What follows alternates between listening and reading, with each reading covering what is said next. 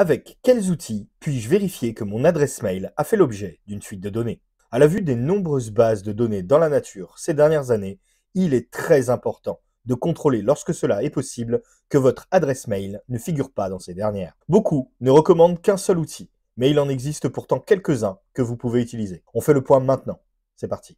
Lorsqu'une fuite de données est révélée au grand jour et que l'information circule, vous êtes en mesure de savoir qu'il faut aller au minimum changer votre mot de passe sur le site en question. Mais que se passe-t-il si vous n'êtes pas au courant, car le site ne communique pas sur le sujet? C'est pourquoi je vous présente dans cette vidéo quelques outils qui vont potentiellement vous permettre de savoir si votre adresse mail figure dans une base fuitée ou non. En première position, nous avons bien entendu cette plateforme, référence dans le domaine, que vous devez sans doute déjà connaître. En seconde position, je vous conseille cette plateforme qui, même si à l'usage me donne un tout petit peu moins de résultats, m'a quand même affiché un site non présent dans les résultats de celui d'avant, en plus d'avoir une interface qui vous accompagne pour chaque fuite répertoriée. En troisième position, je vous recommande cette plateforme où vous aurez les noms des fichiers circulant sur le net contenant votre adresse mail et parfois même, en clair, le mot de passe associé. Il existe bien d'autres plateformes, mais sans l'utilisation d'un plan payant, vous n'aurez pas accès avec précision à l'information recherchée.